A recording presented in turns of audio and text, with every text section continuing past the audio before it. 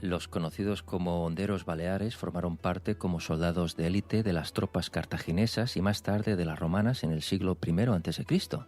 En este sentido, sus hazañas fueron exaltadas y documentadas durante 400 años por los grandes escritores clásicos. Asimismo, gracias a su afilada puntería y potencia, estos soldados originarios de las Islas Baleares se convirtieron en protagonistas de los episodios más célebres de la historia del Mediterráneo. Y para conocer la historia de los honderos baleares, tenemos con nosotros esta noche en Luces en la Oscuridad a Antoni Janer, licenciado en Filología Clásica y en Periodismo, escritor y autor del blog sobre el mundo clásico antonijaner.com.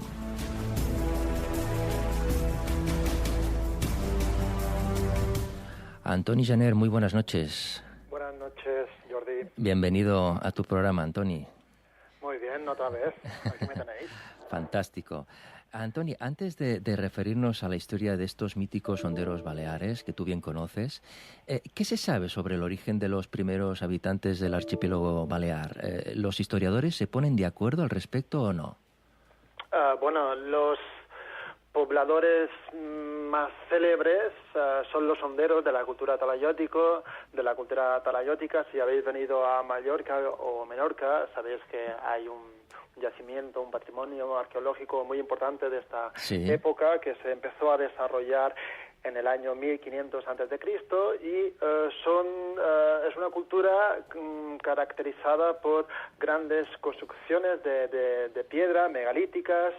En Menorca tenemos las navetes, que son como una especie de barca invertida, las taules también, con forma de mesa, y en Mallorca tenemos los talayots, que son como una especie de torres que servían de vivienda a estos antiguos pobladores, y de esa cultura talayótica nacieron los famosos honderos que ahora comentabas. Los restos más primitivos encontrados en Mallorca, por ejemplo, pueden fecharse sobre el año 4500 a.C., en la época del Neolítico, periodo de transición entre el Neolítico y la Edad de Bronce, que es cuando aparecen los primeros objetos de cobre, ¿no? Por tanto, sobre esta época se puede situar un poco la llegada de los primeros pobladores de las islas. Sí, hay diferentes teorías. Una teoría dice que vinieron del sur de Francia y llegaron a las Baleares, pero el tema está en que no tenemos ningún documento gráfico que nos permita conocer mejor esta cultura, ¿no? Ahora, en estos momentos, todos son hipótesis. Bueno, de hecho, el origen del nombre de Baleares también es incierto, ¿no? Tampoco hay una teoría única, hay diferentes teorías, ¿no? Bueno, una etimología que se ha hecho popular, pero no es científica, dice que viene del griego ballo, que significa lanzar, pero la más científica es la que dice que viene de la lengua semítica y significaría tierra de los maestros de la onda, ¿no? Que igualmente esta etimología también nos habla de esta característica de los antiguos habitantes de Baleares, de Mallorca y de Menorca, concretamente, que fueron célebres por su afilada puntería. Sí, porque hay que decir que los honderos baleares han dejado, entiendo yo, una huella importante en las islas, ¿no? ¿Cuándo se empezó a forjar su mito, Antoni? El mito se empezó en las guerras con los cartagineses, pero es curioso porque los historiadores hablan de una anécdota que dice que las madres, para conseguir que sus hijos de adultos fueran grandes honderos, lo que hacían es colocaban la comida encima de la rama de un árbol, y hasta que no conseguían con un potente tiro de onda tirar ese alimento al suelo, no podían comer. Era como una especie de disciplina espartana, ¿no? Entrenamiento. entrenamiento, Caramba, ¿no? sí. Pero claro, tenemos que los honderos fueron unos mercenarios, fueron soldados de élite que cobraban en especie, no en monedas, y los primeros que los contrataron fueron los cartagineses, primero cuando lucharon contra los griegos en Sicilia, y luego las guerras púnicas, donde los cartagineses pugnaron por el dominio del Mediterráneo con los romanos. Y aquí es donde realmente forjaron su leyenda. Ahora iremos a hablar de su colaboración o su trabajo como mercenarios en estos ejércitos, pero ¿qué uso realizaban de la onda los primeros isleños de las Baleares en el año 1500 a.C.? Los isleños no fueron los únicos en utilizar la onda. Diferentes pueblos de la antigüedad, los mayas, aztecas, ya la utilizaban. Era un instrumento que servía para cazar y también como instrumento de trabajo, ¿no? Y para luchar. ¿Qué pasa? Que, basta recordar el episodio bíblico de David contra Goliat. Sí. Tenemos este hondero que con este potente tiro de onda consigue vencer a Goliat, ¿no? Pero lo que pasa es que, en el Mediterráneo tenemos otras culturas, pero es en Mallorca y Menorca donde se desarrolló la cultura talayótica, donde estos honderos tuvieron esta gran fama. Sí. Y ellos iban vestidos siempre llevaban 3 ondas, una ceñida en la cabeza, otra en la cintura y otra en la mano. En función de la distancia utilizaban una onda u otra. Entonces fueron los cartagineses los primeros que se fijaron en ellos. Sí, sí.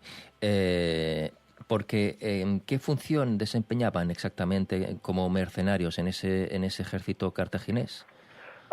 Ellos estaban colocados en un ala del ejército y con sus lanzamientos intentaban descolocar al enemigo, ¿no? Ellos estaban muy bien considerados. Las fuentes antiguas dicen que en las guerras púnicas eran los soldados que destacaban más. Había lusitanos y celtíberos, pero los honderos baleares fueron los que más destacaron en estos ejércitos. Y eran muy temidos porque dicen que las piedras que lanzaban podían llegar a alcanzar una velocidad de 250 kilómetros por hora, que no es poca broma, caramba, ¿no? Caramba. Podía hacer daño. Caramba. Bueno, según los testimonios escritos que nos han llegado, los cartagineses fueron los primeros que contrataron los servicios de los honderos mercenarios, ¿no? De hecho, los conocían bien, ya que eran vecinos del siglo VII a.C., puesto que los antepasados de los cartagineses, los fenicios, habitaban la isla de Ibiza, una isla que les servía como una de sus bases de operaciones en el Mediterráneo. Creo que la primera intervención remunerada, como bien decías, de estos honderos fue junto al ejército púnico, ¿no? Creo que en el siglo V a.C., puede ser. Sí, lucharon primero en la primera guerra púnica en el siglo V a.C., pero donde forjaron su fama fue la segunda guerra púnica en el siglo III a.C., a las órdenes de Aníbal, el famoso general romano que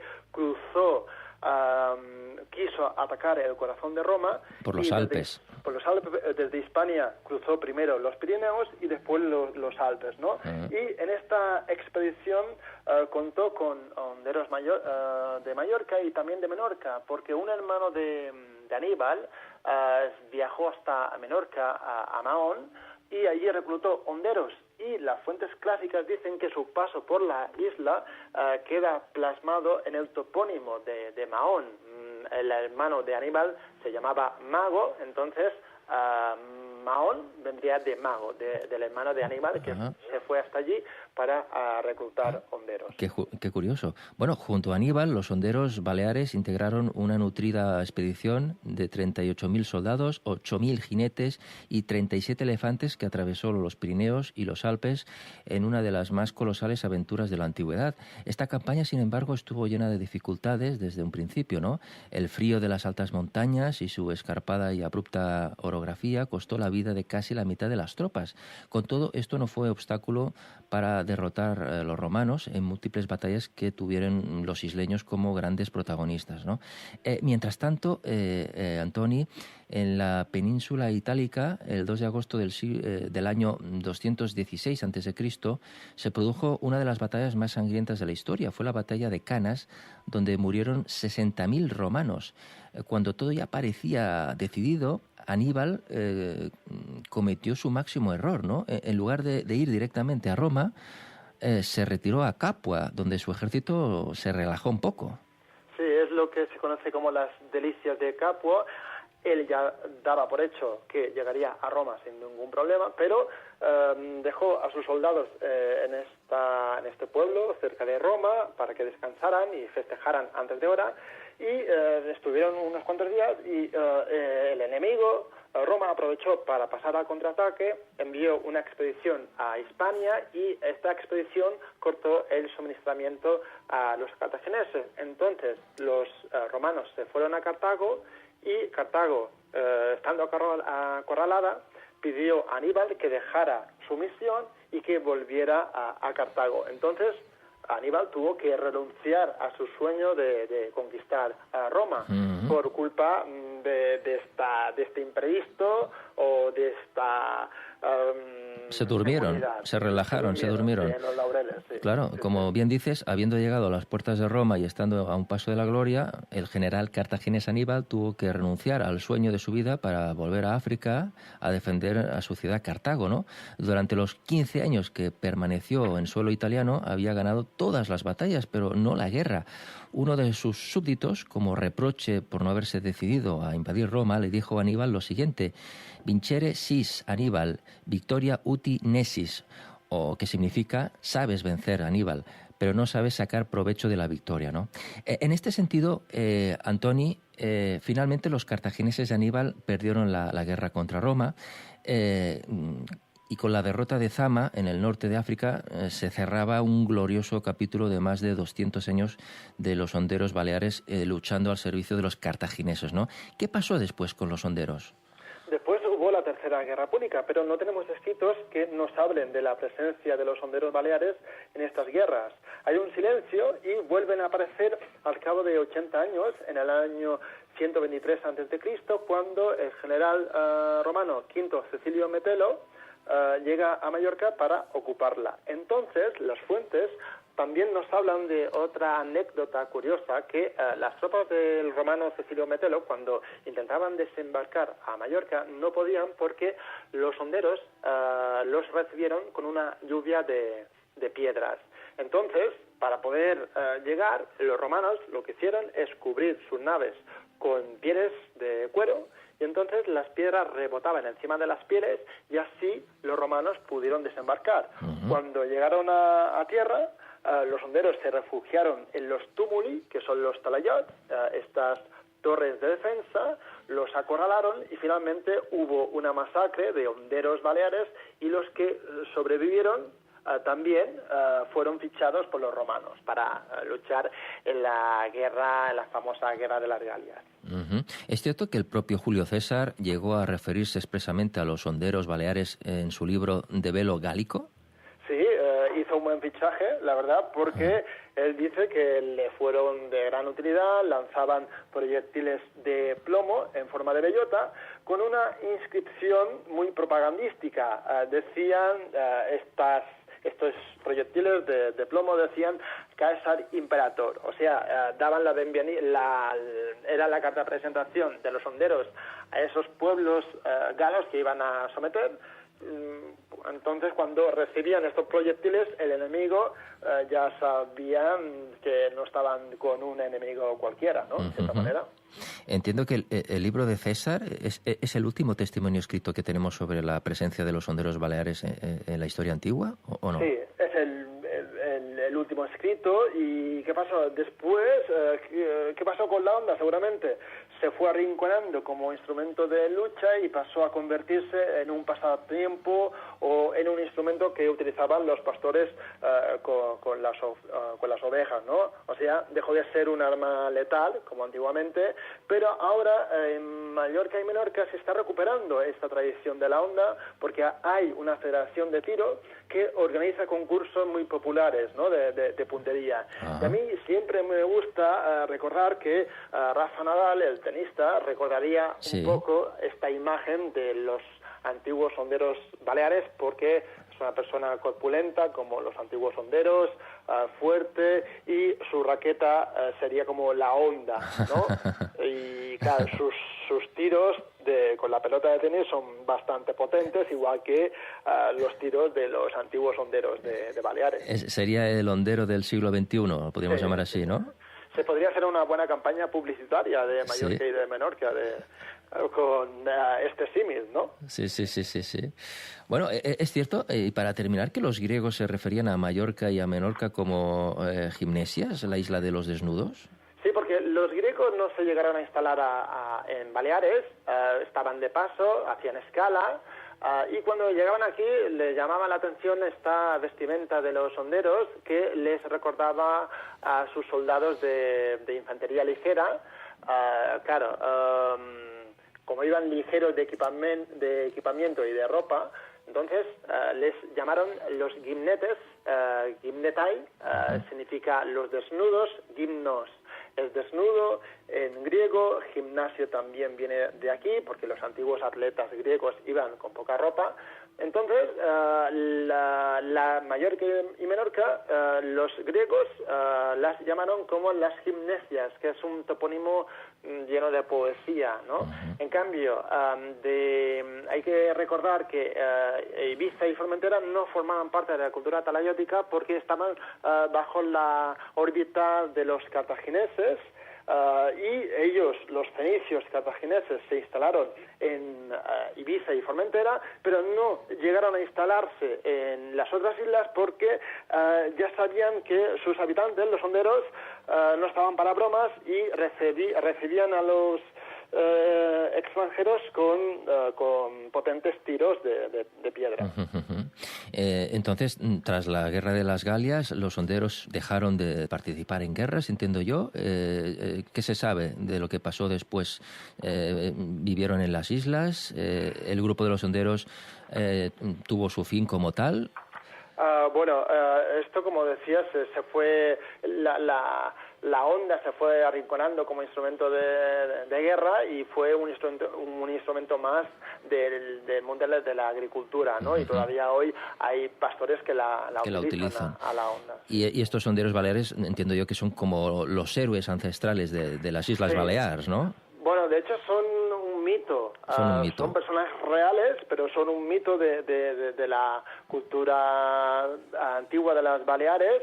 Y si te paseas por muchos rincones de Mallorca y de Menorca, te puedes encontrar muchas estatuas de estos honderos, ¿no? Que todavía tienen un simbolismo especial en el imaginario colectivo. Pues Antoni Jané, mil gracias por contarnos esta historia de los honderos baleares, los soldados de élite de la antigüedad de estas islas Baleares. Y mil gracias por estar con nosotros una vez más. Recordamos que nuestro invitado Antoni Jané tiene un blog que es www.antonijaner.com y ahí podemos ver todos tus artículos que tienen relación con el mundo clásico, ¿no, Antoni? Sí, intento hablar del mundo clásico, analizar la actualidad con ojos del pasado y para dar a conocer que somos hijos de la tradición clásica, juntamente de la tradición judeo-cristiana, y bueno, a mí siempre me gusta decir que me gusta hacer periodismo del mundo clásico. Tendríamos que fijarnos más, ¿no?, en esa época clásica, en muchas de las cosas que ocurren en la sociedad de hoy, ¿no? Tendríamos que aprender mucho de ese mundo clásico, ¿no? Sí, porque nuestro mundo mundo actual está lleno de referencias del mundo clásico. Muchas veces nos damos por hecho de que nos hemos inventado ciertos hitos de pensamiento, y todo esto ya está recogido, plasmado en la antigüedad, no solo en el mundo clásico, sino también en el mundo judeocristiano, evidentemente. Pues Antoni Jané, mil gracias por estar con nosotros y hasta una nueva ocasión. Muy bien, Jordi, hasta otra. Muy buenas noches, un abrazo. Adiós. Hasta pronto.